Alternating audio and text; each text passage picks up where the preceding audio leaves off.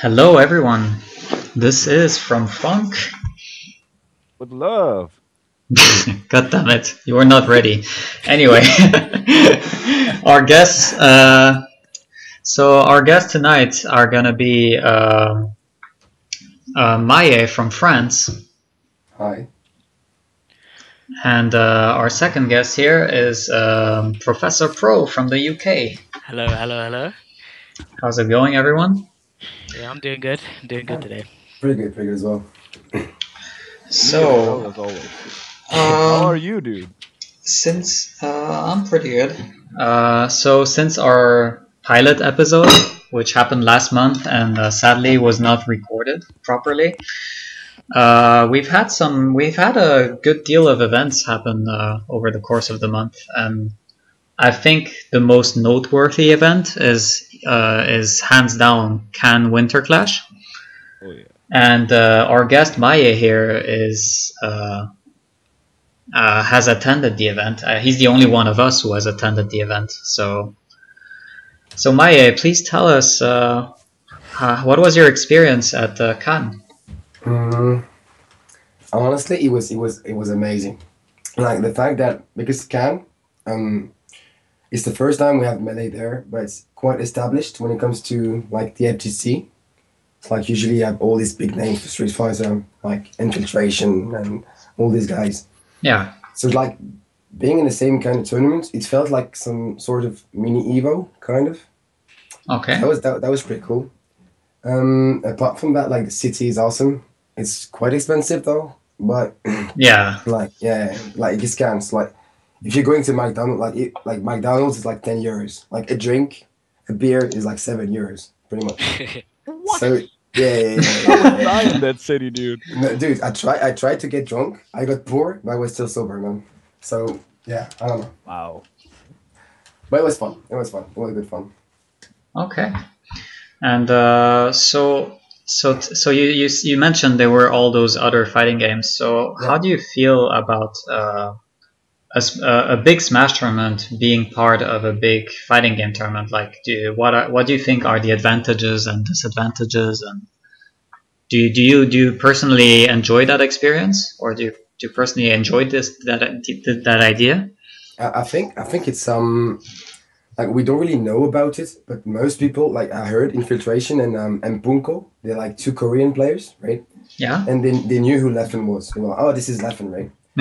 And then I got to speak to, like, I'm in the streets, I'm like ordering pizza, and I see this guy behind me in the line. I'm like, do I know you from somewhere? And he's like, maybe. Like, have you seen you on stream or something? He's like, yeah. I'm like, what's your name? He says like Daiminion. And he's like one of the best players in the US. And I get to talk to him, and like he actually plays Melee. He used to play Melee like as Samus. He's a Samus main. Damn. Like, Yeah. what? Like this guy, top player from like he made top 8 in Cannes. Like really good player, like the best guy in the world. Oh yeah, he's the best Guile in the world, and I'm not very surprised by his choice of character because Guile is a very defensive character in Street Fighter, Yeah. and Samus feels like the perfect choice in Melee. Yeah, and he's like, yeah, man, I used to play Melee. I used to bop people, but that was like 10 years ago when we were nowadays I still kind of play, but not so much anymore. Oh, Yeah. man, that's awesome. Yeah. So yeah, like that's good. I think. So We we're used to think Melee is not FGC, but it kind of is. Like the feeling is there. Like watching the top 8 of Street Fighter, I don't know much about the game, but like the feelings, like the hype, it's the same, man. It's the same. It's people just yelling and having fun, and even if you don't know what's happening, it's still a good experience. yeah. So, what I'm pretty interested in is how is the interaction between the Melee community and the other fighting game communities? Like, do you guys cheer for each other? Like, were you standing at the other fighting games and were like screaming your lungs out? Most of the time I was playing Melee, honestly. Ah, all right. Like, at the top 8 of Street Fighter, it was like right afterwards the top 8 of Melee. I went and I sat down, and there were like I think 2 Frenches or a couple Frenches left in top 8, and yeah, I was screaming as much as everyone else, and Yeah. like I was cheering for Daiminion as well because Daiminion was like, oh, I'm a Melee player, man. So I was like, all right, I'm gonna cheer for you, but then he lost. So yeah, I don't know. Yeah.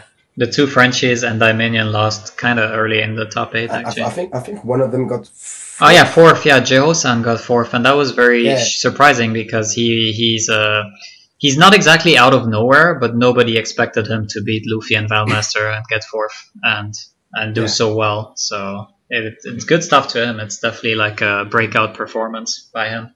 But I remember like the hypest moment was when Punko, who won the tournament, it was winner finals. Oh yeah, he And took he his was, shirt yeah, off. He was starting to be in a pinch, and then he takes the shirt off. And Oh, he like, does that every tournament, and it's hype and I was as like, hell. okay, this reminds me of Fab. And Fab, every time he did it, I think he won. Every time Fab took his shirt off, he was in France every time, and he won every single time. I think. Well, man, this is really cool. But Yeah, it's just it's always hype when he does that. People say that it's like his final form, you know. It's like when you push him to the limit, he takes off the shirt and shit gets real, you know. So Sounds awesome. so that's what was the yeah, sorry, All right, yeah, I just wanted to ask about the top 8 from Can Winter Clash. in Melee. Yeah, in Melee. Yeah. Because I didn't like. Or I actually Yeah, overall results. Overall results, I would say, for Melee. like, do you want to hear about it, or do you not see like what? I want to know. I don't actually know. Oh, you don't actually know. Oh, you I don't. forgot it know. already. Yeah, I don't know. Someone needs to tell. Well, First that's place is Leffen. Yeah. And he got first in a really interesting way, but I think we can come back to it later. Okay. Second place was Tech. Then Oh, wow. Yappy. Okay. Then it was me. Then Shalon and never mind, Jagoff and Samplay. And then Shalon and wow. Samplay got fifth.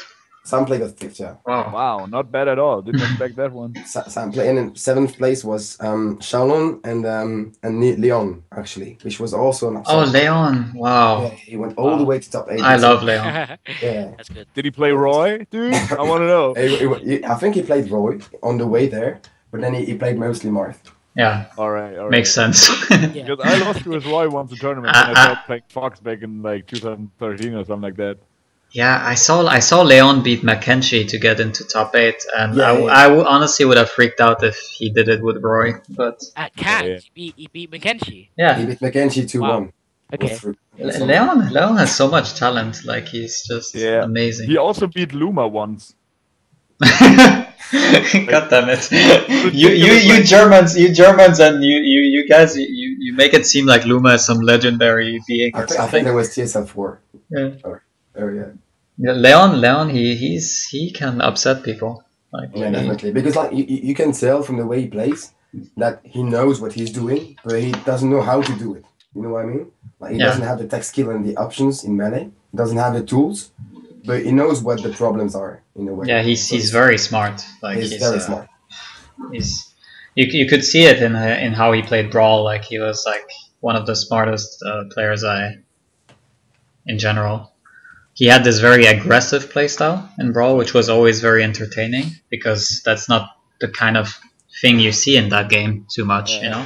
I remember liking to see that. Like there was, I thought like Brawl might take a different direction when I saw him play, but that actually never happened. So yeah. Oh. Yeah, exactly. It's like the French Brawl channel was basically the only entertaining channel ever. Yeah, they're so aggressive. They made me think as well it was going to be a fun game. And then I like, never mind. Is he But one of when the? you, All right. yeah, go ahead. Is he one of the brawlers that didn't move on to Smash 4? No, he did. No, he did. He Okay, did. so he's moved on. So he's just. Yeah, Is he playing a bit of both? He does. I don't think he plays Brawl anymore. I mean, I don't think it's alive in No, France but anymore. I meant Smash 4 and Melee. Is he playing? Oh yeah, he played Smash 4. I'm pretty sure he got like 5th or something in Oh, Smash okay. 4. And in Smash 4, I think he got third. 3rd? Wow. Didn't. Yeah. It makes sense. It was Well, like Mr. R, Abadango, and Abadango actually entered Melee, by the way. actually, I should probably put up the results. Wait, let me find it. Shoryuken. It should have all the games there. Top 3. Wow, that is the laziest page. Holy, what the hell? Shoryuken is terrible. Ever since I left Shoryuken, they've become terrible. Anyway, Shots. for Smash at least. I'll have to find it on Can Winter. Wait, give me a sec. Takes me a minute. There we go. All right. That was a fast minute, dude. Thank you, Event Hubs, for being a much better result, much better website results. Okay, so Smash 4. Oh yeah, Leon got third, indeed, with Zero Suit Samus. Yeah. That is his main, and I think that fits his playstyle very well in that game. It's very it's kind of aggressive, but is it like I think Marth Melee is a good character for him. It's like in your face, but not really aggressive, you know. Yeah, Like right outside of your range, waiting for you to press a button, and then he will wreck your face. exactly. He's a whiff punisher. Yeah, pretty much. So can you tell us in detail about the top 8, like how it went? I remember my top 8. Like I got into losers really early. Like I had to play for 17th place or something. Okay. Who sent you to losers? Jacob. Oh, Jacob. I was like winner round 2, and I lost to him. Yeah. That guy's crazy, man. He's crazy. He's like him and Yappy, they're the same kind of Falcon players, like the Drunken Master. I think they actually drink together before the tournament. Drunken Master. Yeah, it's for sure. Like they have to be drunk. It doesn't make sense. Okay. So I remember Shalom, and we sit down, and it's like the first game in the day because top 8 was on a Sunday, and the rest of the tournament was on Friday. So we sit down and we play, and then Shalom wins the first game, and then the second game, and I'm like 2-0. I mean 0-2 rather. And then I'm like, I have to win, and somehow something triggered in my mind, and I think Cannes was a really good tournament for me in that regard. So I won 3-2, and then I played Jagoff and I destroyed him as well. And then I played Tech, but Tech. So you got the run back. Yeah, I got the run, easy run back. Honestly, nice. It was easy. I think he wasn't playing well. That's the problem. Yeah. He had just played against Yappy and it was 3-2. Like they played Falcon Ditos in winner semis. Oh, so he was demoralized, maybe. Maybe I think it's easier. Like I was 0-2 and I won 3-2, so I was in this rush in this run, and he had just lost 3-2. So it's a different mindset, right? Yeah, exactly. I think it's something that it's got a lot of weight on the players. Yeah, it's really tough to fall from winners at some situations. Yeah. Where it's like you don't really feel like it's a tough situation. Definitely, but I think Jagoff could have beaten Yappy. He was really, really close. It came down to the wire, and even Yappy was being very efficient, and Jagoff was trying to style on him. But I know Jagoff likes to be confident, and that's why he does. Like he will go for Falcon punches just so he can get into his friendlies mindset, play without any fear or something. But if he can manage to reach that level without having to take so many risks to justify it, I think the next time will be free for Jagoff. Okay. And so I'm looking at this results list, and I see that Leffen used Captain Falcon. No. What's up? Well, I don't know. Leffen, he beat some second winner semis really easily. He was 3-stocked 3 times. Sample? Sample what? He beat who in winner semis? Tech. Tech. Tech. Yeah, Tech. Yeah. He beat Tech really easily, and then he beat Yappy really, really easily as well, 3-stocks 3 times.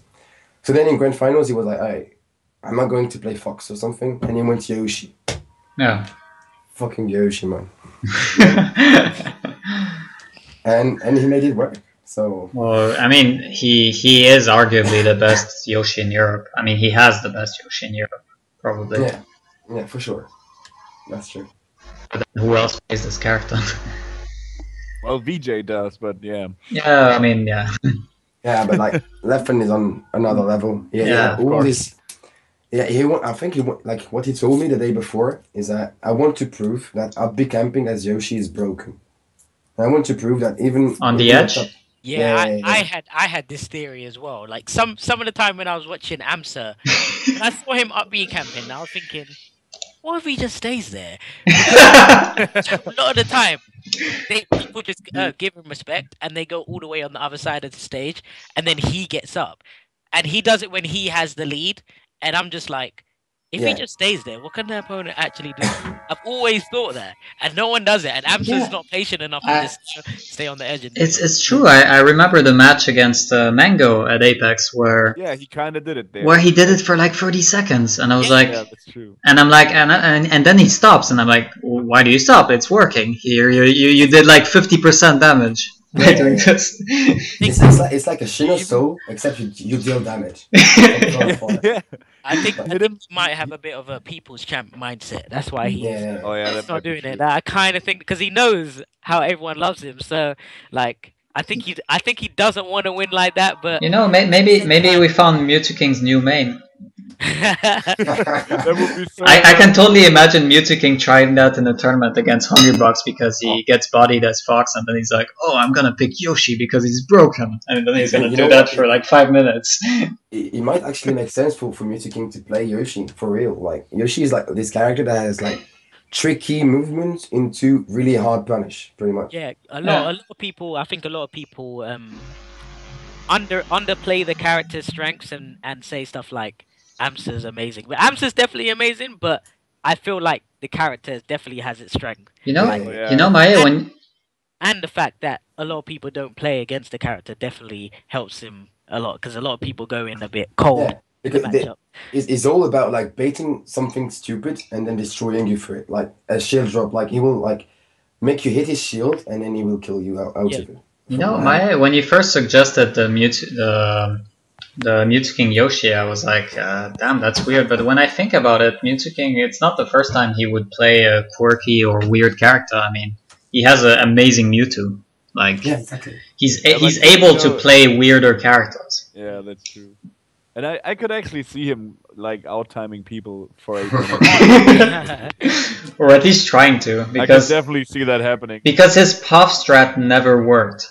Like, let's be honest. Every time he has tried the puff cheese, it's never worked. Or because he always ends up doing something stupid. Like, there was this one set at the Fall Classic 2014 where I think he camps Hungrybox and Puff Diddles for like 6-7 minutes, and the match gets really close. And then at the end, Mewtwo King does a forward smash on Hungrybox's shield, who was at like 140%. Why? Why would you do that? Like, any hit would kill, but let's go for that dumb forward smash. And Hungrybox shields it, and he rests Mewtwo King, and the game is over. It was the most anti-clutch thing I've ever seen in my life. Like, it was just... It was just a Mewtwo King moment. a lol M2K moment, as Reddit would say. Yeah. Damn. So yeah, Yoshi taking the tournament. So okay, speaking of Yoshi, what do you guys think of the character like as in this game? Like, do you think he's like a lot of Leffen has gone on record saying that Yoshi is better than like Falcon or even Ice Climbers. I could see it. I'm not too sure about Ice Climbers, but I could see Falcon definitely. I could definitely see him breaking like the Ganon, Falcon, Samus tier. Definitely Falcon. I mean, definitely Ganon. Like, well, I don't even think Ganon is a mid tier in PAL. Yeah. At least not in PAL. I think in PAL he's useless. Like, in NTSC he's a bit less useless, but. I don't think. Sorry, I interrupted, Prof. What did you say? I said Ganon's so bad. Yeah. So bad. Sometimes I just watch I watch people play this character. I'm just like, why? Why do you do this to yourself? That matchup's so horrible for Ganon. Fox. Yeah, it's free.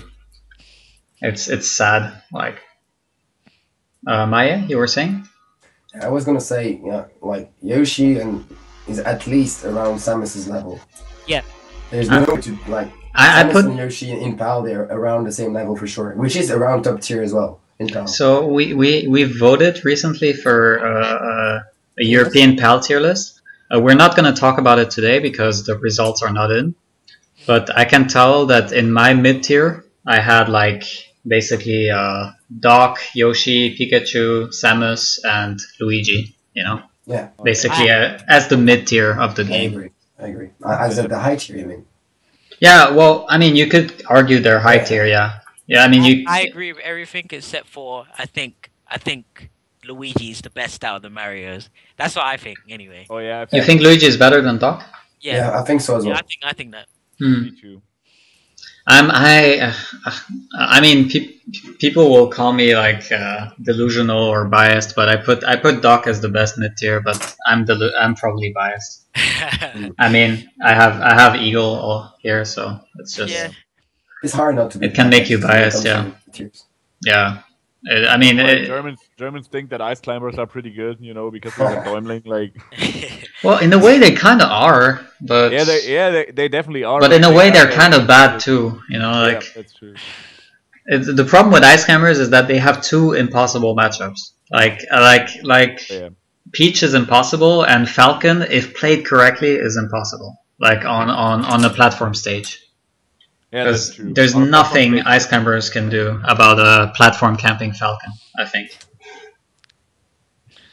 I think Falcon's more doable than I think Samus is worse against really? ice climbers. That matchup seems terrible. It does, but I don't know. I feel I've seen ice climbers do really well against Samus compared to Falcon, at least. Yeah, the problem is that Samus is, even though she can like wall ice climbers out pretty well, she's still super ground based. So that plays into the cards of the the crucial grab. Down smash is powerful, but it's not safe against ICs. It's not exactly safe. They have a good wave dash. They can punish it. But in general, down smash isn't safe on block, like against a lot of characters. So Samus tend not to throw it out. They tend to like just jab pressure you and just until they get like a hit confirm. I think that down tilt as Samus on ice climbers is better. It's kind of good, yeah. No, that's not. Yeah, but that's not safe on block either. Yeah, it's not safe on block. Actually, Samus has very few things that are safe on block that are like strong. Like it's just pretty much just a jab and a forward tilt and a up tilt space. Yeah. That's about it. You know what always makes me laugh when I watch Samus? It's when I watch Samus against a really good Luigi, and like Samus forward smash the shields, and Luigi does like wave dash up B, bam, then dies at like 50 or something. like Eddie Mexico when he plays against like Hugs or other Samus players, he does it like consistently. You cannot smash his shield; he will kill you. You have to respect. Yeah, wave dash up B, bam. It's really good. Yeah. But yeah, that was Can Winter Clash. You have any? Yeah, we went from Can Winter Clash to tier list. Oh yeah, but I mean that's how discussions can go. Yeah. Leffen is to blame for everything. And speaking of Leffen, now we actually have something to segue into, I feel, and that is Leffen just got sponsored by TSM. Oh, this is so true, dude. I was so psyched today. I woke up. Wow. I woke up and I looked at my phone and I was like, what the hell is, like, Twitter was exploding. I was like, wait a second. What? Yeah, I didn't know much about TSM, but my friend Vincent showed me their page, and then I went on their page and looked at some of their players and their followings on Twitch, and I was just like, whoa, like these guys are actually like super big, just their whole squad, like. So I'm really happy that Leffen got put in there. So yeah, I think he's been rewarded for like he's been so patient all this time, like. Saying like I remember him saying to Ice, it was a shift line or something, I don't remember which one, but like, Ice, dude, you should be patient and wait for the right opportunity. Say no to everything else. Wait for the right one. Yeah, because I'm pretty sure he got loads of offers. So yeah, he did good. He's smart anyway. I'm pretty sure he knows what he's doing. Props to him. Props to him for sure.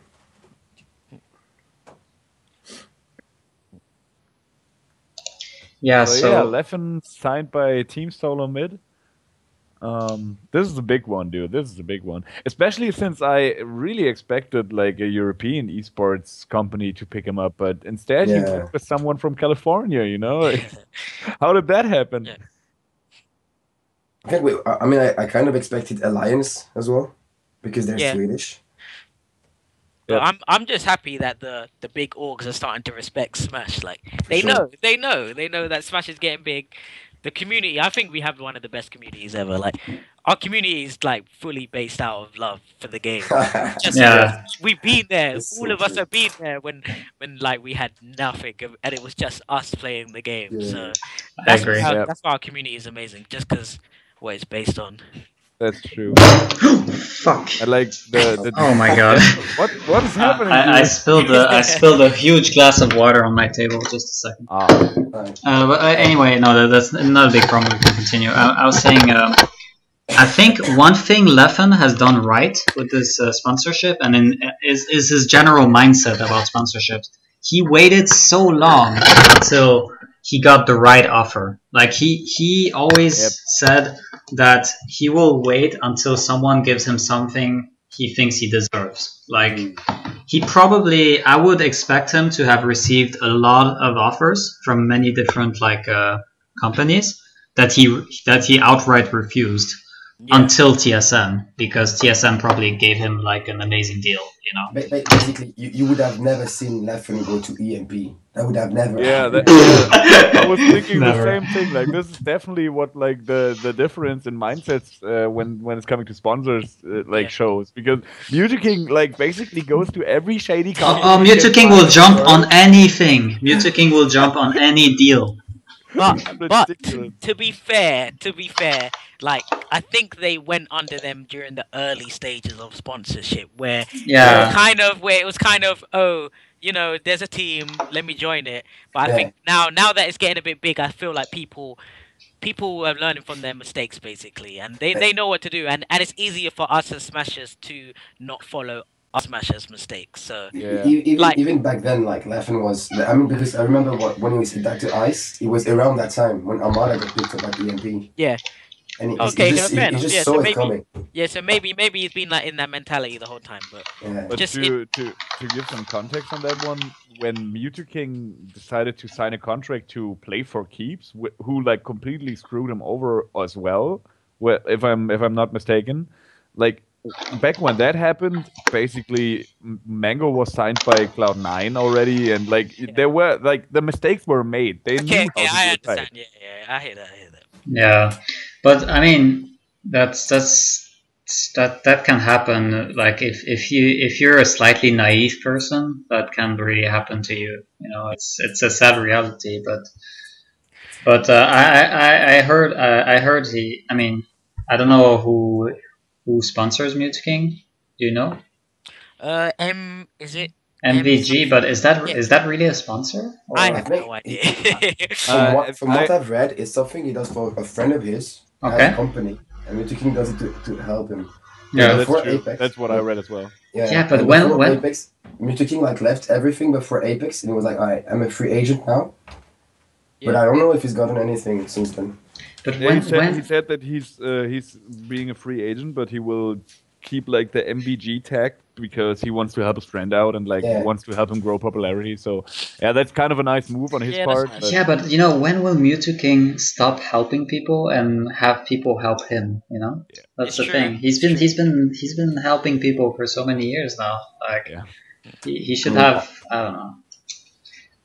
Yeah, He deserves it, but can you blame the guy for being nice? yeah. No, you can't. Yeah, you can. You can't.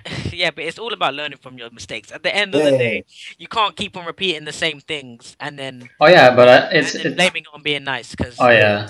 I mean, nice, you know, verges on stupidity. Like the problem is like Mewtwo was like, it was nice to shady people. That's the problem. If he Yeah. was nice to only cool or normal people, no one would say anything. But like, Yeah. he made mistakes for sure. To be fair, I was talking to Triforce, the EMP guy, for like several hours on Facebook because of a discussion, and he was like adding me on Facebook and writing me private messages.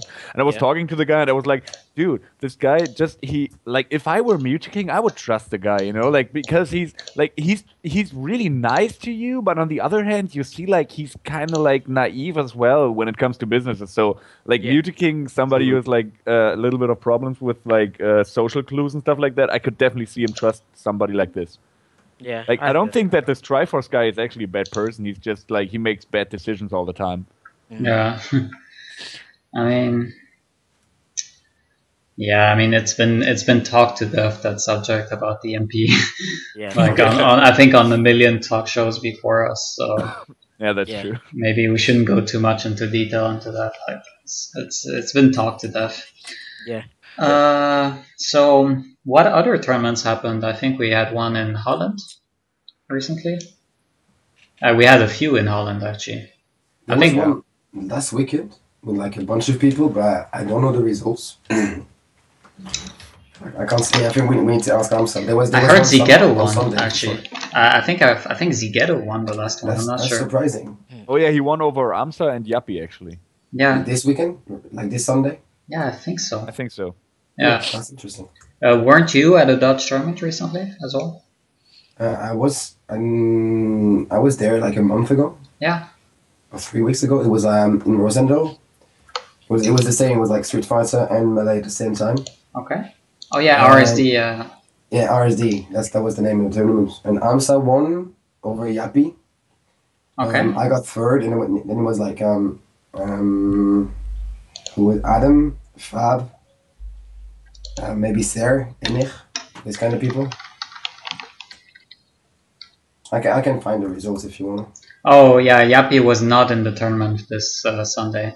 Oh, you found the page? Sorry for the misinformation, people, but the results were Zigetto first, AMSA second, and Adam first. Adam third, sorry. Adam first.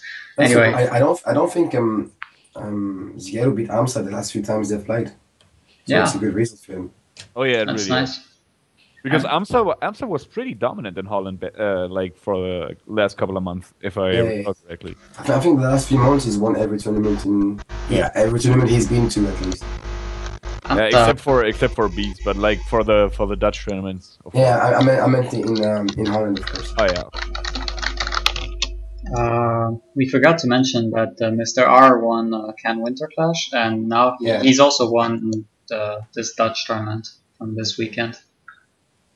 So he's pretty dominant in Europe, and he's gotten third place at Apex 2015. So he's definitely up there. Who did he lose? Do you have any idea who he lost to in Apex? I think it was it 0? Oh, he lost to Zero and to Dabuz. Yeah. Oh, so basically the first and second. Yeah, he lost to first and second. Basically. Okay. Yeah, he's definitely up there, doing good. Representing Europe. Yeah. What's the Smash 4 scene like in Europe as a whole? Because I have no idea how it's very country dependent. I feel like in some countries it hasn't really taken off. Like I feel like in Scandinavia it's kind of limited, the scenes. Yeah. Maybe in Norway there's more, but Norway is massive, and we'll talk about that in a bit. But I know that in Western European countries it's a bit more active, like in France. Yeah, I think there's like a correlation between Brawl and Smash 4 scenes. Yeah, of course. I mean, a strong Brawl scene means a strong Smash 4 scene anyway. Yeah, that's what I mean. Like a strong ball player means a strong Smash 4 build, especially in the place of the person we're talking about. So yeah. This is so true for Germany as well. The most dominant player for Brawl, like over the whole lifespan of the game, basically was Scythe, and he still dominates like the German Smash 4 scene. Even though there's not that much of a scene, because we haven't had a big tournament, like no major with Smash 4 included yet. But Scythe is basically pretty much the best. Then comes maybe Quicksilver, Sodrek, and Akuma, which were the best players in Smash and Brawl as well. And to give you the other side of the spectrum, in Sweden, which has technically been a Brawl racist country, technically, like Brawl players have been hunted down in that country, like and exiled and mutilated and everything. Smash 4 has not really taken off in that country, surprisingly. Not surprisingly. That's why I was wondering, like, how do you become a top player in Smash 4, like without a scene? It must be so hard for like the players to become really good. Like you can play online still. Is online that good though? I've never played it. Like, Sweden does have a few good players, but they often complain about their scene not getting much support. But this is the thing about when you play an underplayed game. If you want things to happen, you have to make them happen. So you have to host tournaments. You have to that better than everybody. Yeah. Yeah, I agree. Well, I think we all know that to a certain extent here. The thing is, you have to become good on all fronts. You have to become good with advertisement. You have to be patient. You have to know how to grow your scene. That's just how it is. You have To to. be They're well gonna have known, to to be nice, like to be, they're gonna have to accept they're not, they don't have a big scene. They're gonna have to work on it, and it's gonna be hard. That's if that's their interest to get Smash 4 big. But I hope it is, because in general, it's just good to have all around big scene for Smash in general, just Yeah. Okay. in general. That's So true. regardless, it is Smash regardless, you know. And okay, so and the last tournament I wanted to talk about was a tournament, kind of big tournament we had in South Sweden called Heart of Gold.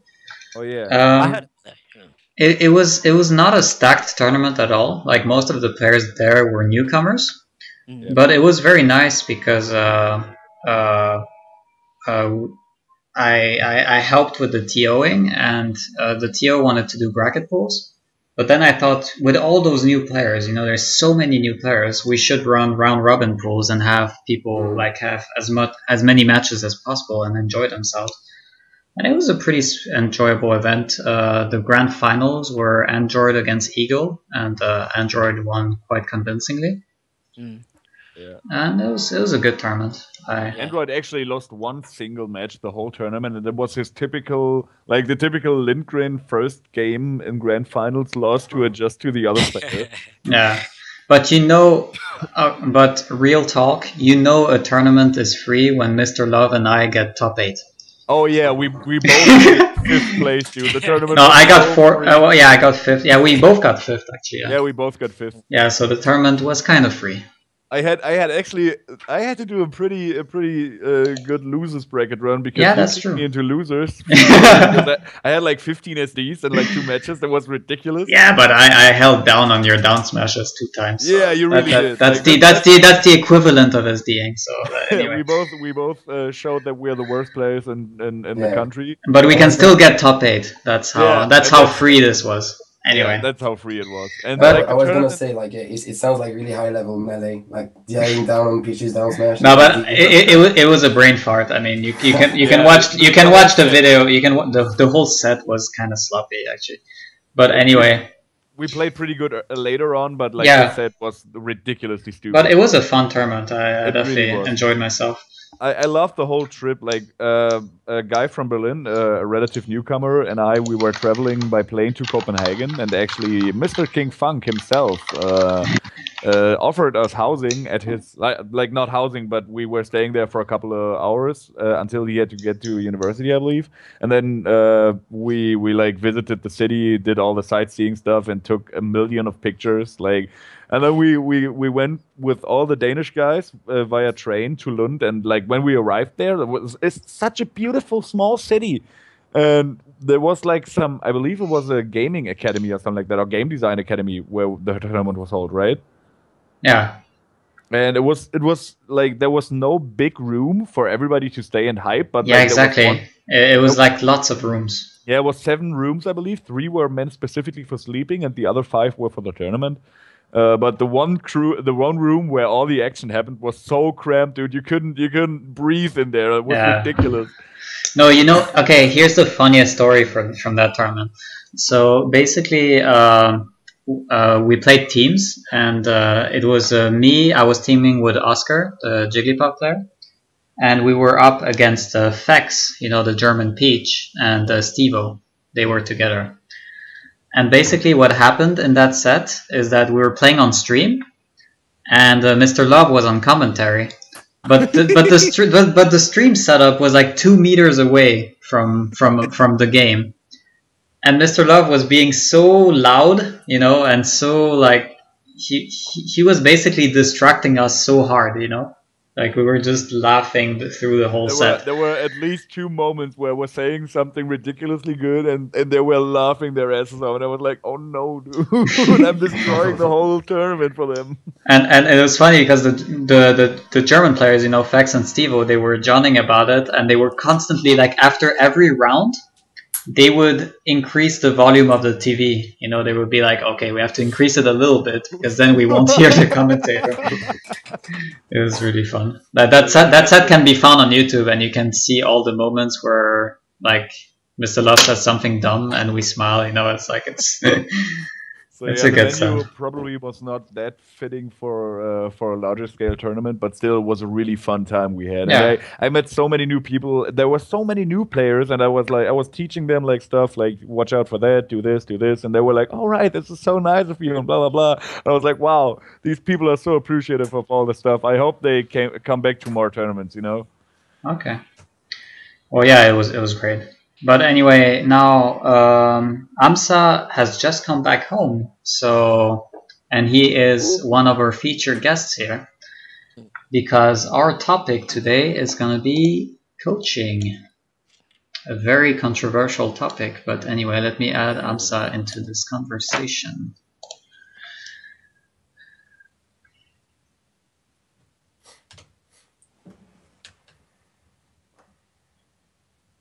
We're hoping he answers.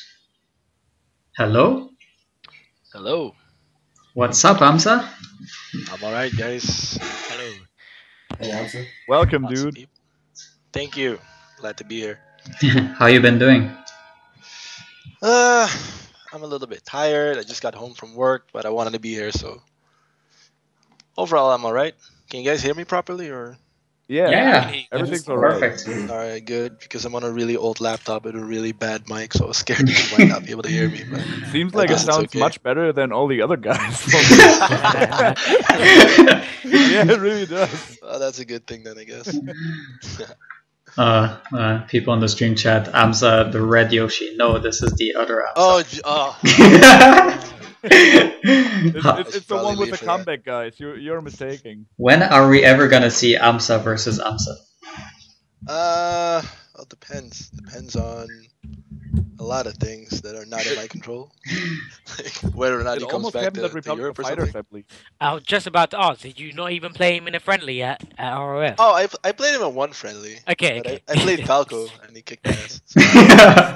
Yeah. And you played him in doubles at Republic of Fighters. Oh yeah, and I won, so I guess I'm the real AMSA. Haha. Yeah, that's true. It was ridiculous because this set was not streamed and everybody was waiting for that. They were like, AMSA versus AMSA, this gotta happen. And it was not streamed. And C-Love, a French Captain Falcon player, and we were on the commentary, and then we actually took the mic over to the TV, the setup where the set was happening, and we were commentating it like radio commentators, and the stream was like freaking out. I heard something like that, and then I think I killed AMSA, and Oh, one of you yeah. went, AMSA died, and the whole stream got confused. Oh my That's god. too good. I need to play that guy. I really want to. Oh, yeah. He's so afraid fun. He's just gonna humiliate me, take both my names. I've played like dozens and dozens of friendlies with him at Republic of Fighters, and it was so fun. Like I've never played anything like this. It's so crazy because when you hold your shield, he goes crazy around you. You know, like he goes left and right. And the moment you do like one back air, like the moment like I'm playing Falco, and the moment I do like one back out of shield, he kills me. Like. It's like, oh, you just whiffed that back air. You fucked up. I'm gonna destroy you. That's basically what happens. You know, it's really interesting. Like It's crazy. nothing Meet like some it. guy that revolutionizes his own character. Nobody Yeah. knew Yoshi was capable of this kind of stuff, and then he just shows up and he No one. bodies everyone. You're like, what is Yeah, this? Yeah, earlier in the stream, we were talking about how Yoshi's X stalling might be broken. You know, might be really really good. Yeah. But that AMSA is not willing to do it for more than like 20 seconds. Well, it might be. It's hard to say. I guess we'll have to wait until Mutaking picks up Yoshi. That is exactly what he said. We said that might be Mewtwo-King's character, you know, because he can Shino stall but deal damage at the same time, you know. But is it really that broken though? Yeah, Just edge hug him? that's the question. It But seems how it do you seems go all like the you way to have the to edge? give him a lot of respect when he's on the Yeah. edge. Yeah, it's no, really that's hard, true. and you have to. It's really hard to get past the egg without at least taking some damage or some positional Couldn't you disadvantage. run up to him, shield, then roll, and then PC hug? Maybe. Hmm. Maybe. Yeah, Just that's- making it up on the spot, Yeah. maybe. I don't know. it might work. But then he goes back on the stage, and then you're fucked as well. That's true, but then he's back on the stage, and we're good. Yeah, but the thing is, it's difficult. Either way, it's like you have to make hard choices, and like you It's have not to gamble. preferable. Yeah. It's Yeah, like yeah. a Jigglypuff just planking. That's why usually people they just like leave him alone, and you can come back. I can't get you out of the ledge anyway, so just go back on the stage and let's But- fight here. But as I said earlier, when AMSA did it against Mango, like at Apex, he did like 50% with the eggs alone. Like during that 30 seconds, he did like 50%. I was like, wow, that is ridiculous. And then he stops doing it. I'm like, why do you stop? Look at the damage you've been doing. I honestly think he needs to utilize that more. I'm telling you, he's doing it because he knows he's the people's champ, so he doesn't want to stall. But I think he kind of knows. He must know. It's his character. He must. It might actually be like the kind of thing where you don't realize how good something is until you face it. And I don't think he's ever faced like a Yoshi that actually does that to him. So he might think it's decent, but not as good as it actually is, and that's why he stops doing it. But all I know is when I watch him play people, they don't know what to do a lot of the time. Yeah. So like, Maybe that's why he doesn't want to spam it. So Right. it's useful. He's a nice guy. He doesn't want to humiliate you. He's so meta, dude. Amsa's so right. He's so meta. He doesn't want to overuse it, so people get used to it. Yeah, it's like, I'm just gonna use it a little bit, gain 50%, and then stop before you figure out what to do against it. Or ridiculous. before you ban Yoshi or something. Yeah. Oh, yeah. Like Mango was staying on the outside of the left platform of Yoshi's story, and Amsa could still reach him from the right corner. Yeah, I know. It's like I was going to ask, like, how far do the eggs go? really Yeah. far. Too far. Crazy Yeah, far. I don't know. I mean, on Yoshi's it seems unescapable. Like, unless you're off stage. We had the whole one stage, Yoshi sure. player. We had one Yoshi player in Germany like back in 2008, and he was telling everybody like the X are too good, and we were like, dude, come on, what the hell are you talking about? He's a and prophet. he was showing us. He was like, I could reach everywhere, like from the ledge, and he was showing us this stuff, and I was like, dude, this is ridiculous. Why doesn't nobody- Sounds like a lot of characters or advanced techniques in Melee. Oh man, shield dropping is too good. No, shut up, it sucks. You know? Yeah. Oh Like, wait. I remember there's a Smash Boards post from Chillin' Dude from 2002 or something like that, where he says like, I don't think that wave dashing thingy is too useful. Like I was. Yeah, even Yoshi King said something like that. I think. Wave dashing, maybe. There's nothing like 2002 Smashboards post. It's golden. Like some of the things you read on Smashboards, like you like, and some people on Smashboards they like to be like trolls and they like to like necrobump those threads. You know that means like post a new reply to a thread from 2002, and then everyone sees it. You know, and it's just funny. Yeah, there's one of hacks saying like how Fox players have no skill. Yeah, I remember that one. All they do is like spam stuff. And then someone made a picture with like all of his face all over them. So sick. But anyway, so we invited both of you, that is Amsa and Prof, to discuss the topic of coaching. Alright. Controversial topic. I mean, it's been going on for a lot of years, and every tournament has different rules. You know, like some tournaments they ban it completely. Some tournaments allow you to do it between matches, like after between rounds. You know. Yeah. And some tournaments they just allow you to do whatever you want. You know, like be next to your whoever you're helping and just straight up live coaching. Yeah. And there is a lot of debate on whether it should be allowed in the first place, and if it is, at what extent. And then another question is, could crowd interactions be considered coaching at times? You know, when people in the crowd say this or that. So those are like the main points I would say about this debate. So let's start off with Amsa. So you are a huge opponent of coaching. I absolutely have been for many years. So tell us your point of view. Tell us what you think. Like. All right. Well, I've made what is it now? I wrote like 2 books already on Smashboards. And like a giant like essay on Facebook, if anything. But to me, it's simple. We play singles. And the whole point of playing a tournament in singles is to find out who the best individual player is. any kind of outside help you gain basically defeats that purpose. It's pretty much like cheating on a test. If you want to know how much knowledge you have on a certain topic, and somebody helps you, then that's not your knowledge anymore. Sure, it maybe bumps up your grade, but what's the point then? It just defeats the whole purpose. It's pretty much the same thing with coaching. So I think, look, I'm not against coaching in principle. Like if you regulate it, like in boxing or in, let's say, football or soccer or whatever team sport you have, and you register your coach and your coach is with you in every match and you have a certain amount of time and everything, then it's fine, because then it's basically a team effort, pretty much like teams. But if you don't have any rules, and then some people sometimes walk up to you and help you against certain opponents, then it kind of defeats the whole purpose of everything. Because one, it's 2 against 1 if your opponent doesn't have a coach. 2, if you beat that person with help or because of help, and then you play the next round without that person, then those 2 opponents you played didn't play the same opponent. They played you, and the other one plays you with a coach. So it's not fair for them.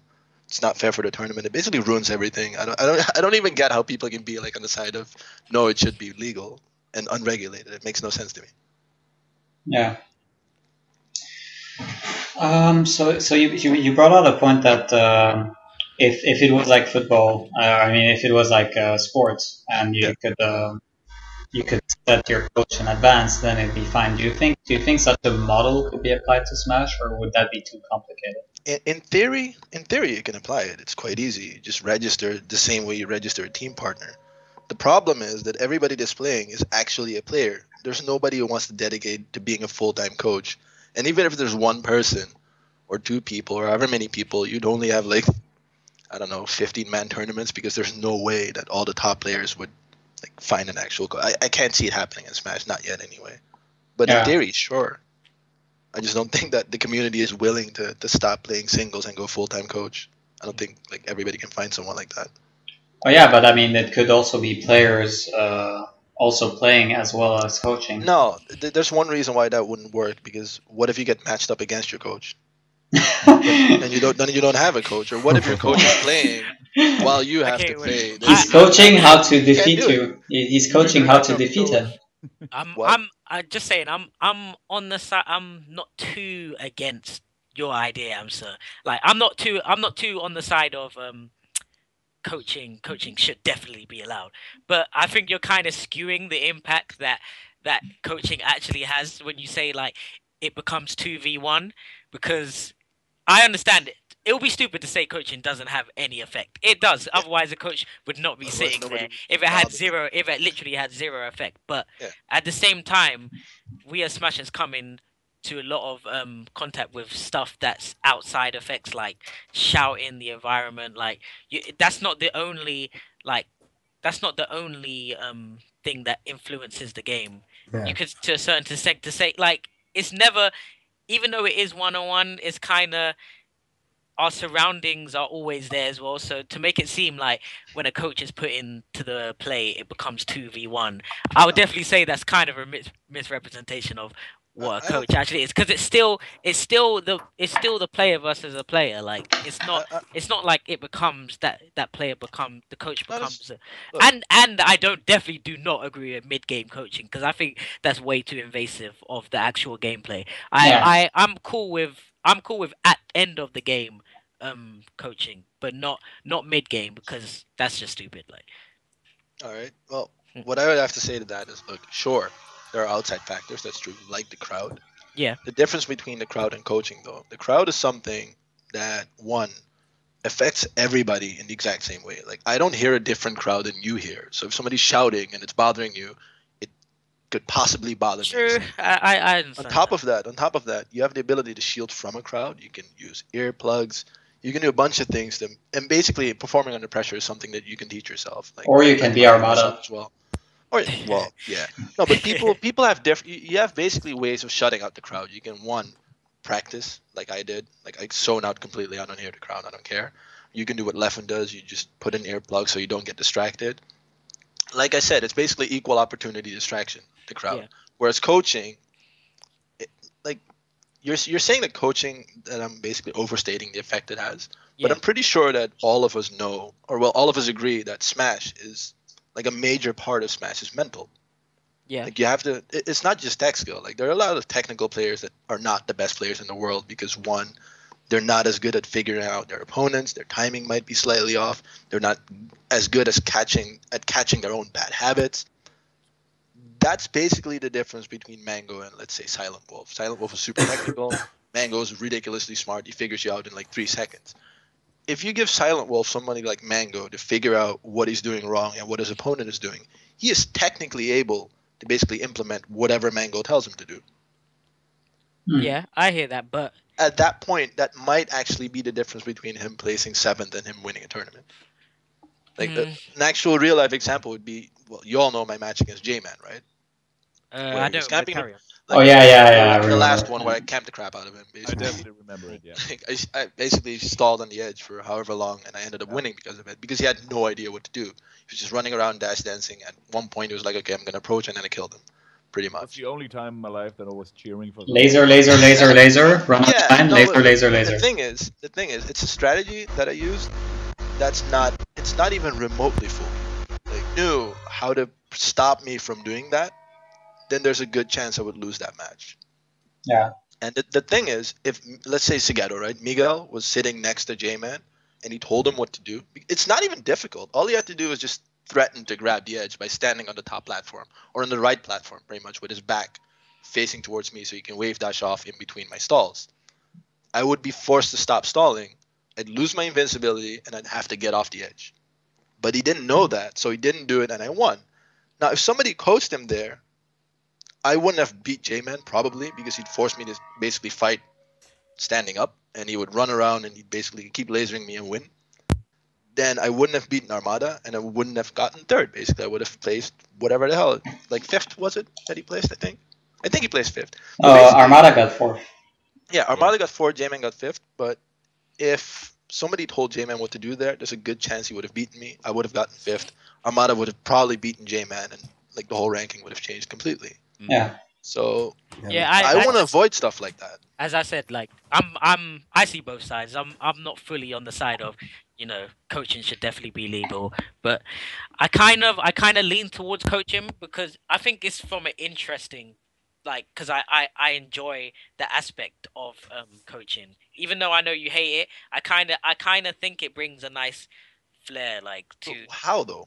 I don't see how. Like, from a competitive integrity So- standpoint. Yeah, I do understand what you're saying. How? On another gaming talk show, Ultra Chen TV, which is hosted by James Chen and Ultra David, two pretty famous fighting game commentators, they talked about coaching at some point, and they actually ended up agreeing to the fact that coaching should be allowed in other fighting games. I know it's different, but still. In that it should be allowed in other fighting games, exactly for the reason Prof is saying, that it adds a sort of interesting dynamic to. I don't see how though. How is it more interesting? Just because somebody figures out how to adapt to something, you get to a point where both the coach and the player don't know how to adapt to a certain strategy, and then you're basically back to square one. Somebody even can't figure out how to get past a certain thing. It doesn't really change anything. But All it that's does how- is it changes that's the how outcome, but metagame not is- the interest, not the interesting part. Like, the action doesn't change. It's just the outcome that changes a little bit. I feel I like think How it means can that, you actually argue that it makes it more interesting if you don't know like how it would have ended? All you I know is think that it is there's more chance. interesting in the sense that like the level of play is made like is improved. I find people that How? are like Oh yeah, obviously like- you said like your example with Jamin. Like if Jamin knew how to like get you out of the ledge, you Yeah. could say he would be better at the matchup, right? So his level of play would be improved. Not even, because it has nothing to do with the matchup. It has everything to do with a J-Man specific strategy that he did not get past. Yeah, pretty but much. it's the matchup, right? How do you beat Sheik when Shishino souls? And it's basically just get the ledge. And he didn't know Sort how of. to do it. Right? It wasn't And like- like Oh yeah, so Maya, what you're saying is that coaching can possibly bring out the best out of every player. yeah, that's what I meant. No, but I don't agree. It doesn't bring the best out of that person. It brings I think basically that person plus someone else. So it changes I the whole think- dynamic. but think- it And like I helps the said, it's whole- fine. I it get helps- that, and it I'm helps the fine whole with game actually to the ball. coaching if you regulate it. But I'm not if you don't. sorry. What I was trying to say What is do you that mean by regulate it, by the way? Hmm? What do you mean Simply- by regulate it? The same way we regulate teams. Like, you're not allowed to switch team partners mid-tournament. You're supposed to register your team partner beforehand. You can't. If you do the same thing with coaching, it's fine. Do you mean basically so you have one coach the entire? You have one coach. You register your coach. Your coach has to be present at your match. You can't have a coach one match and opt to not have one the second match, switch coaches or anything like that. If you register your coach beforehand and everybody has a coach, I'm fine. I don't mind. If everybody thinks that it improves the game and everybody wants to do it and everybody can actually get a coach, it's fine. I don't really care. I'm not in principle against coaching. I'm against coaching when it's unregulated. The regulated part sounds interesting. Because if it's unregulated, it basically destroys competitive integrity. I think we're a while away from regulated coaching. Yeah, which is why I'm so against it. It's not plausible to regulate the community we have right now. Yeah. But I don't think that the argument of it's interesting should take priority over competitive integrity, like I said. If we're playing tournaments to figure out who the best player is, then you can't allow crutches. AMSA, I have a question for you. Sure. The way I see it at the moment, I'm not really I used to be in favor. We can talk about later, but the way I see coaching at the moment is that regardless of how you do coach, there is no way you can teach something new to someone. All you can do is bring out his potential, but unless it's very superficial, there's no way someone can perform something entirely new and high level, within 5 seconds of hearing about it. You know what I mean? Can. I'm pretty sure I can. You think you can? Yeah. I can like something really in depth, changing your timing from a frame to the next frame or something. Well, maybe not frame perfect, but I can change certain things. If you can tell me something that I didn't notice I was doing, even if I've never seen it before, and you explain to me what it is in detail, I can do it. I'm pretty sure. I think that makes you a genius in a way. I don't think everyone can.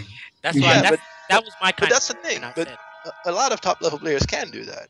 If you tell Armada something hey, change up something, power shield theory or something there, he can do it. But if he didn't notice it himself and wasn't able to actually figure out he had to make that change, he deserves to lose. Yeah. What I'm trying to say he's got a character. I was just gonna say, Amada, you're not really teaching him to do it. You're just reminding him to do it. You know what I mean? Yeah, but that's the point. If he can't figure it out himself, he deserves to lose. It's that easy because it's part of a skill. Being good is not just being able to do something; it's recognizing when to do it. When you have to. And if somebody else has to help you recognize something, then you deserve to lose. J-Man could technically beat me, but he didn't know how to. He didn't know how to apply a certain thing that he knew how to do at the right moment, and he lost for it. But that also he should have lost. That also brings us back to the more interesting thing, because then, as a viewer, at least, you get to see the highest potential of both players. You know, because the coaches, they will bring it out as much as they can. You know. Yeah, but I don't look. Matches being interesting is important to me, but not more important than competitive integrity. That's true. If we only cared about matches being interesting, Hungry Box will be banned. It's that easy. but we don't do that because we care about people being able to play and showing how good they are. Yeah, everything goes. So, but your only issue seems to be is just the regulation, because as you said, you don't have a problem with coaching itself. I don't have a problem with it. It's just regulation. But we can't regulate it, so that's why I'm against it in our community specifically. But if we could regulate it, I'm fine with it. That's but we can't. That's the thing. If we could, it would be a lot of fun. Sort of, maybe. But for me personally, I'd still be against it because I like competing on my own. But I wouldn't be against it in principle, basically. But now I am because we can't regulate it, and it's completely skewing results and stuff like that. It's not cool. So when someone approaches you, you outright refuse, right? If someone offers you to help you, you're like, no, don't help me. Yeah, I do that all the time. If somebody tells me something or they're like, hey, they want to talk to me during a tournament, I will tell them just don't say anything.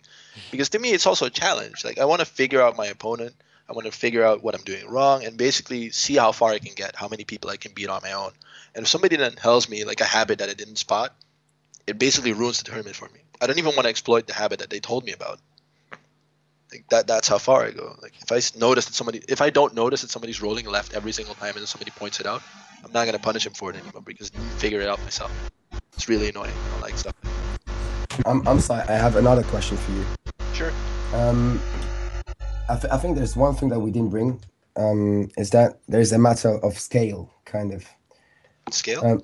Which means if you're thinking about one particular tournament and crowning the best player in the tournament, then coaching gets in the way. If you're thinking about improving a community as a whole, okay, I can see why Prof would be like attracted to the idea, because that was the same for me in France, and I was like, all right, we suck, and we have to get better at any cost, you know. And it doesn't matter who wins this tournament. The goal is for everyone to get better. And I think with that view, coaching becomes quite A more attractive interesting, option. a more I attractive get it. option. I have an actual reply to that. Okay. Yeah. Tournaments are not the training grounds. Yeah. Basically. I agree with If that. it was a Smash Fest, then I'd be all for it. But we play for money.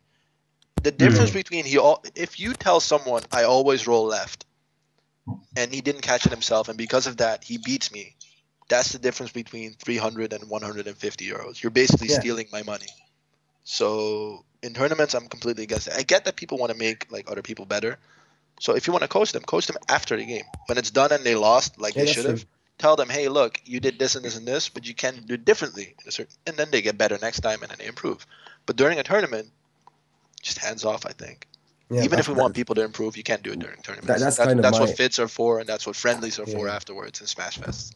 That's kind of my point of view at the moment, which is like coaching is good, but not in the game. Like Yeah, in not between in matches competitive maybe, but not in between rounds, you know. Yeah, In the game, honestly, I feel like if you do it in the game, you can actually have a negative effect on the person you're Yeah. trying to coach, because they might have like tunnel vision suddenly, you know, on a Are you certain talking about thing. during game? Yeah, during game. Yeah. Okay. Yeah. I feel like during game can get really messy. Like, yeah. Mid-match coaching is even is the worse. worst. Yeah, that should I never. would I would never, not for the same reason. I would never want someone to coach me mid game. I would ask for advice before playing the game, and then like I'm just trying to empty my head and play, you know, and it will just bring like negative thoughts, you know. I will start focusing too much on something like tunnel vision, and then Yeah. my whole play is ruined. So I want the knowledge before I sit down, but once I sit down, it's just like I want to be on my own. Okay, so I get that.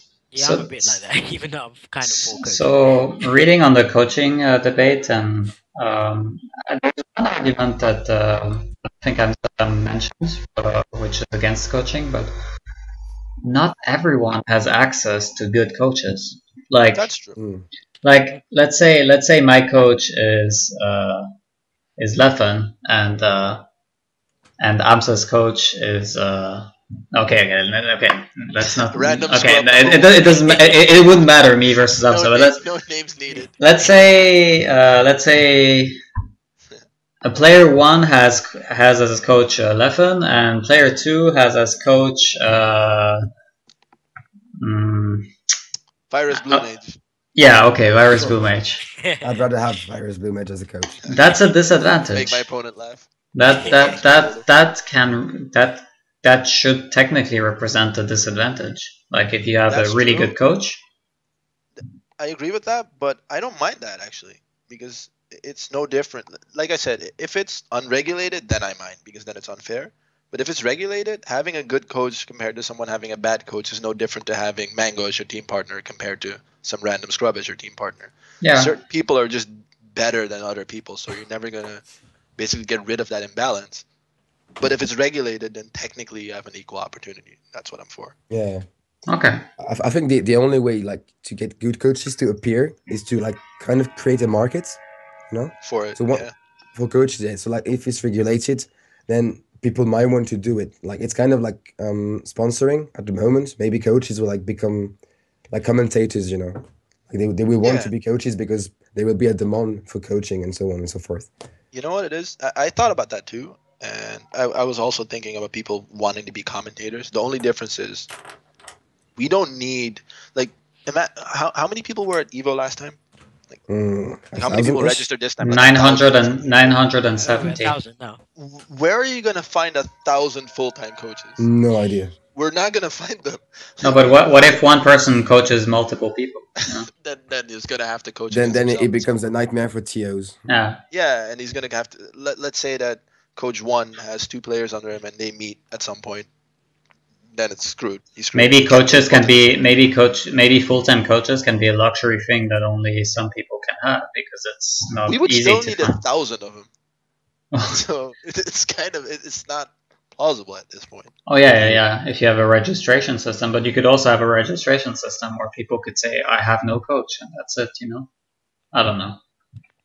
we still need a few hundred. It I does. don't see it plausibly happening. Basically, Yeah, in our community. I think we're too small at this it point. does sound too Yeah, we complicated. don't Maybe in about really 20 have years we'd that. have enough people to actually be able to do something.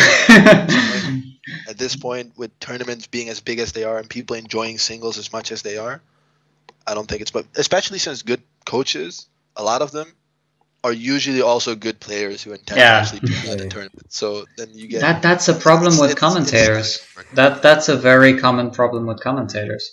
Like Yeah. I am amazed by how good Mango's commentary is. Like when Mango commentates, like he notices things that no other like full-time commentator would notice because he is a top player. He can see those like little intricate things. Yep. And it's just impressive, but the thing is, he's a top player. He's going to be out there. He's going to be playing pools. He's going to be playing the whole bracket. He's going to be playing top 8. He's going to be everywhere. Yeah. He doesn't have time to do commentary unless he decides to, but it's like... That's why I think it's this problem with coaching as well. Like, even if you could find 1,000 players to coach, then it wouldn't be people that could actually coach the people playing. Because they would most likely be worse than them. Or retired. But Yeah. how many retired people do we I think actually have? what we actually need is more like teachers than coaches. Like people that can teach people to be good, like outside of the game, like on their own or something, but not like during a tournament match, because that's different. So, Guys, can you actually hear me now? oh, now we can. Damn. Yeah. Oh, what the hell? I had so much problems with the microphone. I'm so sorry, guys. I was like, I had a decent point to every single one of your arguments, but now it's too late. Really? Oh, Wait, well. to who? To me?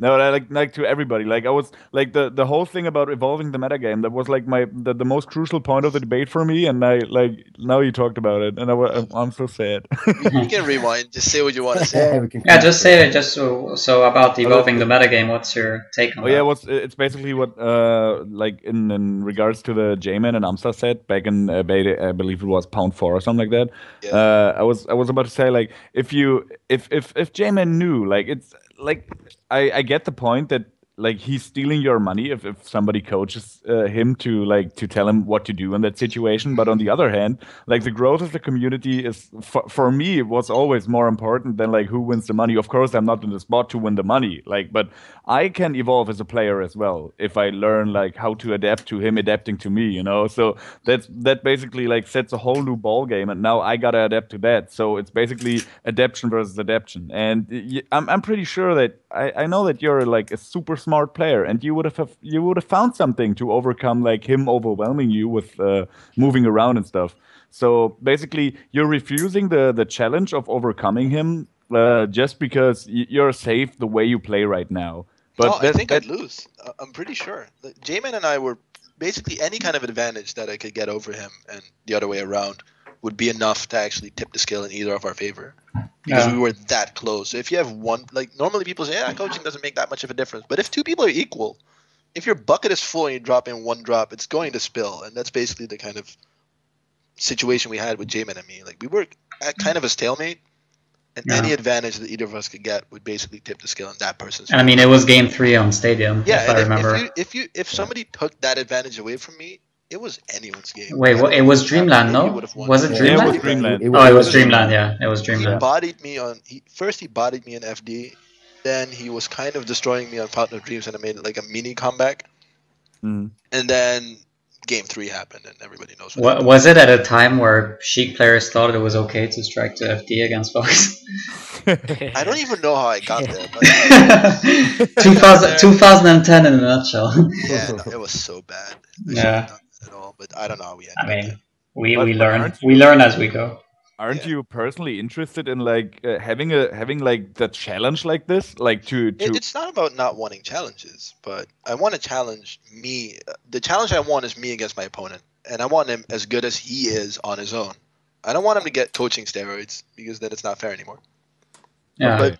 And by the way, I have a counter to what you guys said. You said it's more interesting for the community, it's more hype, better matches, etc. Imagine if somebody coached Ek while I was kicking his ass and making that. I would have lost. That is not have been more hype. I can't that is actually the best point you've made tonight. Yeah, that would not have been more you hype. can't Somebody do could have that. just told him like, calm down, just up tilt, and I would have lost. It's that easy. So, Yeah, people being bad, they make it for really like good moments. Like, it's the same for like Cheese versus Mewtwo King. If someone yell at Cheese like, "Don't go to the ledge, man! Don't go to the edge." just don't go. Just calm down. Yeah. God damn Yeah, it. no, but it's also a learning moment for people. I think. Like, Yeah. at some point, you have to learn how to perform under pressure. You have to learn how to do certain things. And you can't always rely on your coach. So if you have to rely on him at one point, then But I don't feel like it's like always relying on your coach. It's like really specific situations. I had this situation at Beast actually with a friend of me from Germany who recently won over Däumling at a tournament, who's like one of the best ice climbers we have in Europe. And he played against Alpha Dash in pools. And Alpha Dash was like 3-stocking him in the first game. He was playing Sheik. And Alpha Dash was playing ice climbers, of course. And in the second game, he picked Peach, and then he got like I don't know, he almost got 3-stocked, I believe, and then he made the 3-stock comeback just because I walked past and I saw that, and I was like, "What are you doing? Jump up, dude! Jump! He can't grab you if you jump." Like he didn't get it. Like he lost 3 stocks because he didn't get how to play against ice climbers. I was just saying, dude, jump. Alpha Dash got it as well. So he could have had a way to like adapt to me telling him what to do. So like, you know, but and it was still just 1 stock. He just could have made trades all game, but in the long run he lost the set. But both of those guys heard what I said. So it's not like somebody had an Oh, but you were in the crowd? Were you in the crowd? Yeah, I was in the crowd. I just was walking by and I was like, "What the hell is happening, Jonas?" Yeah, okay, so that leads me to another question, which is coaching. Yeah, I mean, at what is the limit? I mean, what is the when does the crowd become coaching, basically? When you start giving specific advice. The thing is, from like, it's. But how do you really hard to enforce stop it? that, though. Yeah, how Exactly, Can you, how can you that's stop way it? too hard to, Well, that's just one of the things you can't really like. Right. Okay, a TO could technically walk around and kick someone out of the venue. No, No one's don't really have to. gonna want to do that. No one's really. There actually you don't actually have to enforce it. There are plenty of rules that we have at tournaments you can't enforce. How are you going to enforce no stalling if there are 1,000 people playing? Yeah, that's there's true. one person basically stalling the whole game, and then somebody's like, "Oh, this guy is stalling." Then the TO shows up. He's like, "No, I'm not." How are you going to prove that he was? You can't. Yeah, stuff like Basically, that. You can't once you establish a certain rule, people tend to follow it. Yeah. So why should we not do it? Just because we can't enforce it is not a reason not to do it. I've got another little story from a German tournament back in the day when Ice was considered like up and coming, but not like the top player he's now. And he played against Reaper, and Reaper played, I believe, Marth, and he was stalling the ledge whole game. He took 1 stock off of Ice, and he was stalling the ledge whole game. Ice actually at one point where there were like 2 minutes left or something like that on the clock, and he pressed start, said to Reaper, "Fuck you." He stood up. He was like. Talking to the TO, I believe Luma was helping with the TOing. It was like, "Luma, this guy's stalling like a bastard. Is he supposed to do that? Like, that shouldn't happen, right?" And Luma's like, "Dude, adapt to it. Like, it's not invincible or anything." Wait. Like, What was he stalling with? What was he doing? with Mars? He was probably just ledge grabbing and not Just getting ledge off grabbing. tips. Oh wow, okay. Yeah. And I. But that's not actually stalling, though. No, that's not even that good. No, Yeah, that's what I was thinking. That's pretty bad. that's being extremely defensive, but it's not really. Yeah, like, no, I'm Yeah. talking about actual stalling, like rising pound, like under the stage. Nobody knows what you're doing. You can't get there. Or more FOD. Like, Shino stalling. All right. So. No, she knows Oh no, never mind. Sorry. I'm stupid. Yeah, never mind. Stalling is actually when you can't beat the strategy. Like, there's nothing you can do. It's like, Yeah. you just have to wait. If a something puff like is like ice rising climbing pounding system under or like I don't know FD or Yeah. something. But Puff on the edge, straight up releasing the edge and getting back on it is That's difficult fine. to stop. It's a really bad. I hate that strategy so much. But it's difficult to it's stop not because impossible. Puff Hard can to just stop, hit you. It's not impossible. Yeah, it's not impossible, but it's very difficult. Yeah, it is. Right. Think about it like Funk. What if Peach, you go to FOD and Peach goes all the way, like she has the stock lead, she goes all the way down, and she starts doing like she starts side being like the thing. Yeah, that's what I was saying. That's stalling. That's stalling. That's stalling. Because Alright, you have yeah. to kill yourself to get the kill, and it's not even guaranteed. Yeah. There's nothing. Like, So, if you don't have like Falco or something, what are you going to do? Like, you can't even go that low really fast, and you're going to get whooped. So stuff like that. But how can you enforce it? You can't. If somebody does that the whole time and then a TO shows up and he kills himself, it's like, what? I wasn't doing anything. How are you going to prove that he won? You can't. Sorry, man. You can't. You can look at the clock and be like, did this match really take 8 minutes? I don't think so. But you can't prove it. You can't prove it, so you can't ban him for it. Actually, does melee count ledge grabs? Like, does the game count ledge? Maybe. No, we don't count. I The think actual game. Oh, I think The it actual might. game, because Brawl Yeah, I does. think it does. Yeah, I think it I does. think Melee does it as well. Because in Brawl they used to have those ledge grab limits, you know, like Yeah. 35 ledge grabs. For this specific example, like counting the ledge grabs won't do anything. Like you just Peach using side beat on the wall. Yeah, exactly. Yeah, no. Yeah. Luigi's ladder, rising pound, stuff like Yeah, that. it Somebody's doesn't. freeze glitching Luigi you, ladder though. or he's wobbling you. It's like, yeah, no, I really beat his ass until 999%. It was legit. Yeah, Like, you can't stop certain things. If people really, just gotta. or let's say somebody's playing and you're chain grabbing that person and he pauses and unpauses and you mess up your chain grab. Who's gonna be able to prove that you did that? Nobody. Like, Actually, you're not Tumber, allowed to, but you know Tumber, the ice climber, the Danish ice climber. He often he said to me that at one particular American tournament when we were traveling after Evo 2014, he was considering doing the freeze glitch because it was not in the rules. Like there was nothing in the rules that said that freeze glitch was banned. So God. he was Yeah, considering. he should have done it. He should have done it. He didn't do it, but he was really considering the idea just because it was not in the rules. And why not? You know, there has to be someone who's there to show that something is stupid, and it should always be included. You know. Imagine thing- like doesn't that Evo come had with an the ban? oversight, like Doesn't that come that. under stalling? what? I said, doesn't that come under stalling though? It might. It is I stalling. think it in does. a It kind of sense. is stalling. It's Yeah. I mean, no, it basically renders the game unplayable for the opponent. yeah, completely. And it becomes stalling because worse. then if you have a life lead, then you win. It's not even stalling. It's just breaking the game. Yeah. Yes.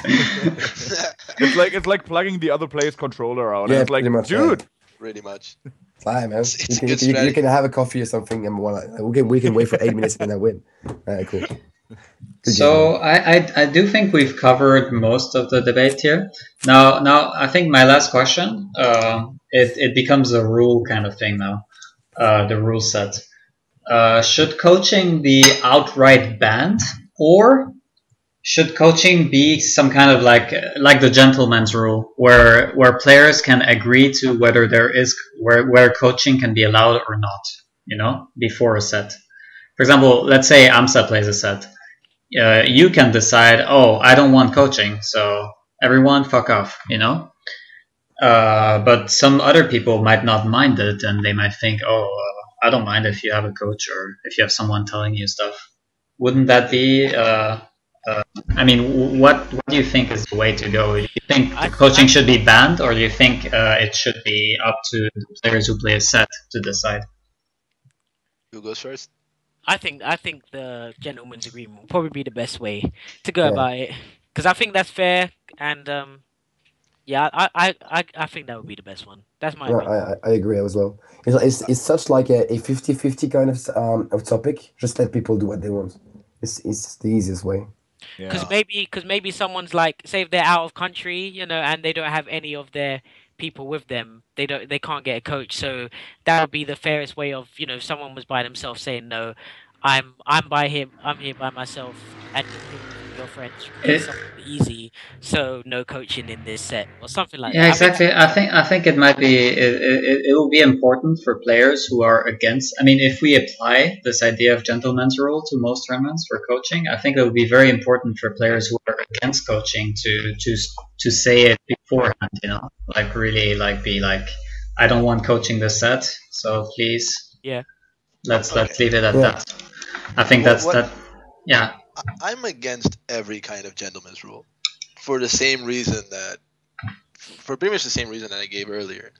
Like, if we have a tournament and we want to figure out who's the best person, you can't have people making up their own rules as we go, because then people are playing. If you play by different rules, then you're testing different skills. Basically. To be fair, the gentleman's agreement could be in the actual official rules, like And Like, I don't It agree probably with it. yeah, well, like going back to the same stage, even though you won on it.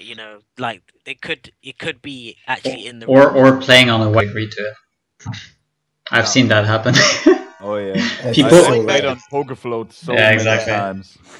Playing on wacky stage is something I don't agree with. Going back to the same stage, I kind of do agree with, because people can pick stages. Like if somebody beats you on a stage, you can still play on it. So if somebody wants to play there and you agree, it's fine. Yeah. But to play on a stage that's banned, I think is dumb. You should.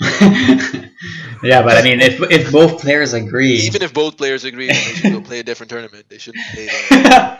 They're I banned feel for like a reason. So if you it play could- there, you're testing an entirely different skill set that we They all should- agree they we're should- going to test.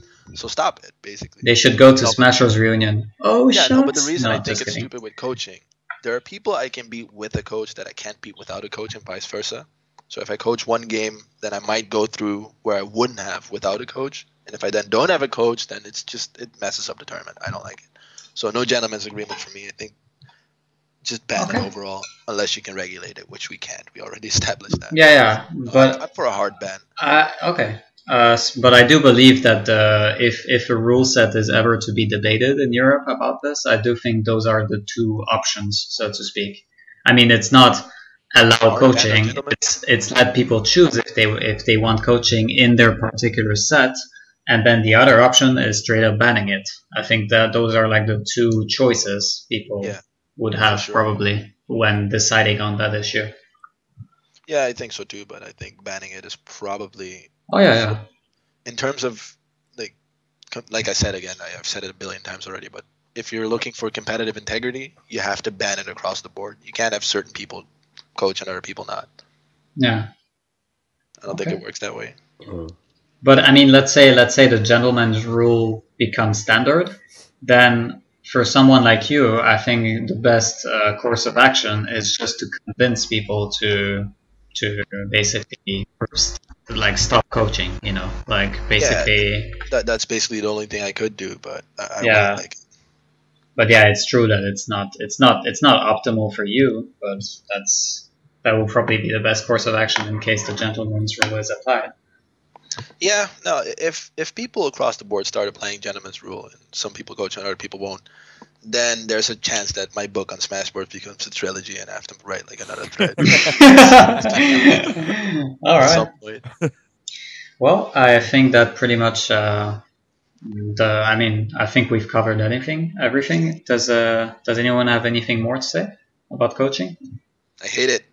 That's about it. All right. Anything more, not the same. Okay, I actually do have one thing. I hate coaching because I lost in Project M at Beast because Professor Pro coached X1 and I lost. See, this is why I'm against it. I told him quite a lot as well. Damn it! I think he actually won purely because of my coaching. Yeah. See? Purely like he said, I told him something, and he was like, "Oh yeah, I never thought of that. I remember that." And then he started doing it in game. And You know, I was like when it was happening, he I was didn't bother saying anything while it was happening because you actually took a while to explain him stuff. I was like, I was like, damn, I sure hope that wasn't important, and then I lose, and I'm like, fuck. Oh, that's so much. See, this I is forgot exactly what about I'm that. against He it. said- Because I bodied him game 1, and Yeah, then suddenly game 2 was a lot closer, you know, and he wins barely, and then game 3 he wins barely too, you know. I'm like, shit. Without Professor Pro there, you would have bodied him in game 2 as well, and you would have advanced, and nothing would have been like it would have been fine. But Okay, and screw then next game coaching. you played some other guy, and Pro wasn't there, and then he got bodied twice, and that could have been you. Okay, screw coaching. Yep, I agree. Anyway, so I think that pretty much concludes the coaching debate. I think what we'll do now is that we'll look at questions from Twitter because we've asked people to send us some questions. Oh yeah. Oh, cool. So let me check what we have. I'm not sure how many we have, but we'll see. All right. Oh, we have 2 questions. That's it. But that's good. So wait, let me show it on the stream. Jim Morrison. That's that. Oh, sorry, wrong. That's a Goose, right? Or, Yeah. yeah, that's Goose. Yeah. Oh, I think we lost Prof. Did we? Prof, where are you? Well, anyway. Back. Oh, goddammit, Goose, just complaining about the show. He says, when will you guys get webcams, even if only for King Funk and Mr. Love, so we get something to watch? I was actually telling the same thing today to our like Facebook private conversation. Why is this not possible? And then I checked on the Skype website, and it actually says that it's like for free now, because earlier, like 2 years ago or something like that, Skype It was conferences premium, with right? more than And now one. it says so. It says make this group a video call. It's free. What the hell? Since when? Okay, good. Yeah, I was wondering the same thing too. So basically, our producer might set up a layout for webcam conferences. So yeah, Okay. maybe for the next episode, this will work for the first time. Yeah, sorry, But Matt, the Steve-O- question, yeah. Yeah.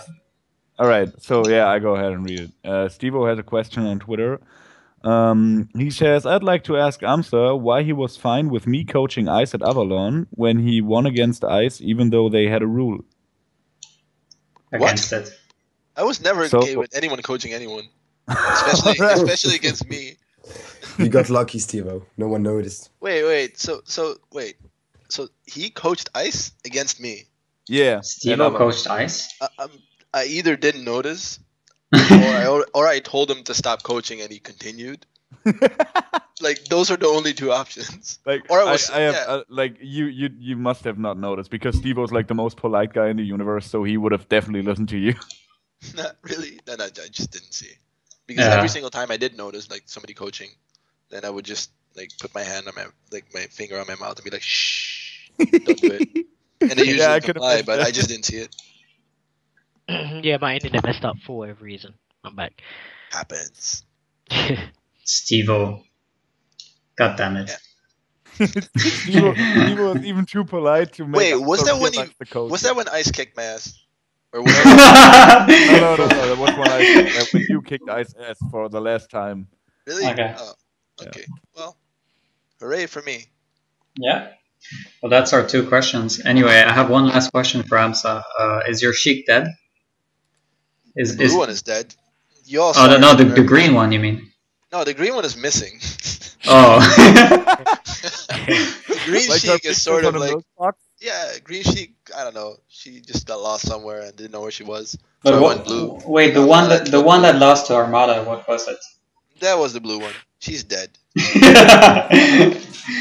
So no more Body blue bag. Sheik.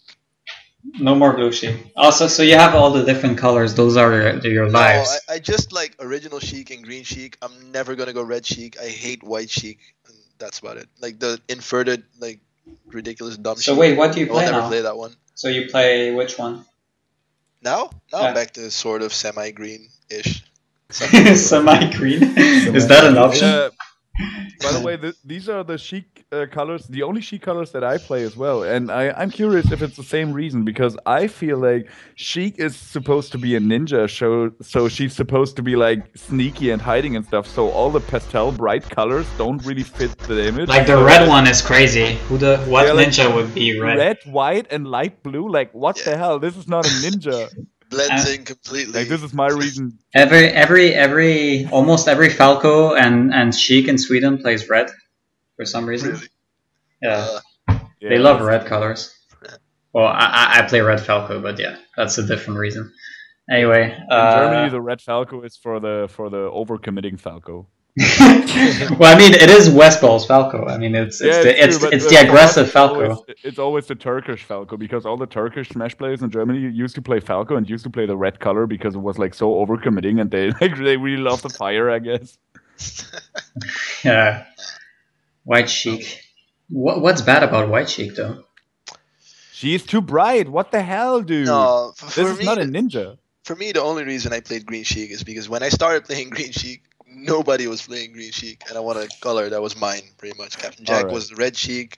Isaiah was playing white Sheik. Original Sheik was so bland, I was like, I don't want that, so I went with green. Because I thought the inverted blue one was ugly. Oh yeah. So I went with green. What is the best color of any character in the game? Blue Green is peach. good for everyone. No, but I mean, I mean, just a character and a color. Yellow and black Ness. Each of you. No, Yellow and black Ness? Okay. Michael Jackson Marth. the Actually, white no, I call it, Oh, I yeah, call the white Marth is the, legendary. the White yellow, Marth, legend. white Marth. Yep, Yeah. Michael Jackson Marth. Michael Yeah. Jackson. I think Marth in general, anyway. Blue, red, black. I Actually, hate the black Marth. Yellow and black Ness, I call it Bumblebee Ness. Yeah. Oh yeah, of course. Uh, It's Bumblebee Man from The Simpsons as a child. I have to say Blue Falco. Blue Falco is just so pretty. Like it's just, Falco's alright. I I have to just- say Green Peach. Green Peach is definitely the best one. No way. No way. Dude, this is Come this is on. ridiculously beautiful. In what world? in Mr. Love's world. No, dude. Can Green we Peach have a represent. debate on Green Peach, please? Can we disagree? Oh, no. Maybe next time. But anyway, I think we've run for 1 hour 30, so I think that's a pretty good time to wrap things up. All right. Well, it was great to have you here, guys, and Fun to be here. thanks for participating. Anyway, you can follow. Oh wait, AMSA doesn't have Twitter. Nope. When will you have Twitter? Why? No, when will you ever have Twitter? Oh, if I ever will. Probably not anytime soon. I'm way too lazy. Even if I had Twitter, I would not. Yeah, I mean, it's yeah, okay. People would follow me. They'd be like, "Why am I following this guy? He never says anything." So it would be boring anyway. Yeah, I But see. maybe in the future. Maybe we'll see. Oh, it's just it just makes it easier for people to maybe ask you questions or reach you or That's you fine. know. But I think the reason I think I tried to make a Twitter like a few years back, and my name was already gone, so I'd have to go like AMSA 27 something. Be like, Okay. no, never mind, forget that. I wanted like my original name. I couldn't have it, and I didn't bother. I didn't bother Okay. anymore. Like, whatever. Well, I mean, if you ever get a Twitter, we'll make sure everyone knows. So, All right. and then you will Appreciate get invaded with notifications, and your life will be over. Oh no. Anyway, you can follow Professor Pro at VWS. I always get mixed up with it. VWS _Professor. It's we did a mistake on the logo? splash. The logo? Yeah, the splash on the stream. So it's there's an underscore between the. Yeah, underscore. And for Maya, you can follow him at Resell Smash. Yep. So thanks for participating in the show, and it was a pretty cool debate. Yeah, it's a lot So of fun. and see you next time. All right, see All you. right. Bye, See you stream. guys. Yeah, thank you guys. Was we had a blast, man. All right, see you.